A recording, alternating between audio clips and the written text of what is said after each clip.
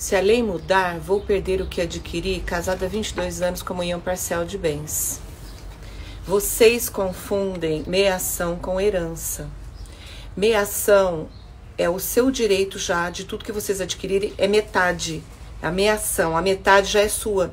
Você não precisa se preocupar com isso, mas a herança é aquilo que você recebe da parte que não era sua. É um plus, vamos dizer assim. Então, hoje, como é a lei? Se você é casada com comunhão parcial de bens, metade do que vocês adquiriram já é seu. Pronto, acabou.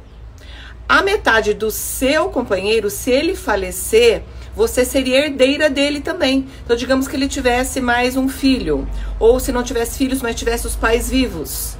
Você iria dividir essa herança da parte dele com os filhos dele ou com os pais dele. Entendeu?